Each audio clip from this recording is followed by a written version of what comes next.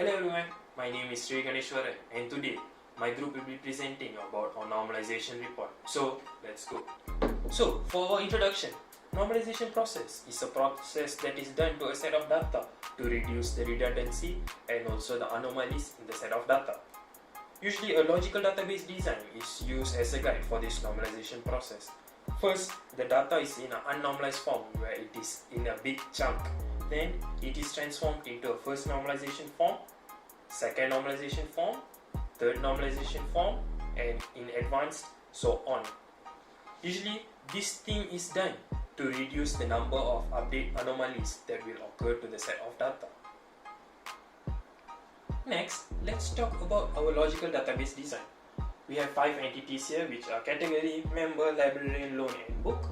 Each entity is related to one another, as you can see here, and they have their own set of cardinalities. So, what is unique in a logical database design is that this entity is actually a table itself. As you can see here in the table category, it has a primary key of category code, and in the table of member, it has a primary key of member ID. But you can also see there's category code as a foreign key, and this thing is actually the primary key of the category table. This shows that both of these tables has a relationship. And moving on, the same thing occurs for the loan, where the primary key is loan ID for the loan table, and it has a foreign key of member ID, book ID, and librarian ID linking to the table next to it. And this foreign key actually shows the relationship between the tables. That's all from me. Thank you. Hi, I'm Sashnita Suma. Now we are going to look into the table and records part. For the tables, we have 5 tables in total, which are book, category, librarian, loan, and member. And each table has 10 records for it. And now let's look at the normalization part. First of all, we look at the UNF. For the UNF, as you can see, we have data that has been shared, which is shown that this table has not been normalized yet. So we have to perform the normalization. We have 3 normalization parts, which is first NF, second NF, and third NF. Now we look into the first NF. For the first NF, as you can see, there are data that has been shared. There are multiple arrows pointing to an attribute. So we have to reduce this redundancy. As a first step, we are going to remove partial normalizations. So in the second NF, as you can see, this is what we have. We have removed multiple arrows pointing to a same attribute, and now you can see each attribute only has one arrow pointing to it.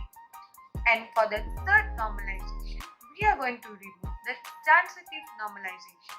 So in our third NF, we are going to have something like this. So this is our third NF. Hi, my name is Afrina and I will be talking about the functional dependency and primary key, and also the normalization process for 1NF until 3NF.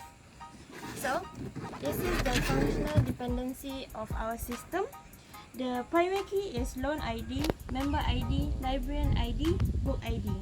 There are 3 partial dependency, which are member ID to name, email, category code, category type, book ID, book name, book author, and library ID to library name and library email. There is 1 transitive dependency, which is category code to category type, and 1 full functional dependency where loan date is dependent on the primary key of loan ID, member ID, librarian ID, and book ID. For first normal form, we will be removing repeated groups from the UNF table and making sure that each repeating group attribute contains an appropriate data value. This is shown in the table created for 1NF. This is the second normal form, which will be removing the partial dependency from the first normal form. In this form, we will have 4 tables, which are member, that contains the attributes primary key member ID, attribute name, email, category code, category type, table librarian, primary key librarian ID, attribute librarian name and librarian email, table book, primary key book ID with attributes book name, book author, and lastly the table loan, the primary which contains all the primary key, loan ID, member ID, librarian ID, book ID, and the attribute loan date. So this is the third normal form where we will be removing transitive dependency from the second normal form. In this case, we will be having 5 tables instead of 4. The tables are member, that includes the attribute and primary key member ID, name, email, category code, table librarian, primary key librarian ID, librarian name, librarian email, table book, primary key book ID, attribute book name and book author, the table category, which is the attribute category code and category type, and lastly table loan, which contains all 4 of the primary key, loan ID, member ID, librarian ID, book ID, and loan date. As for conclusion, after having going through the database normalization, we managed to bring our tabulation into conformance with progressive normal form. In this process, we get to minimize redundancy, have fewer anomalies, have data consistency within the database, and gain a flexible database design. So, that is all from our group. Thank you.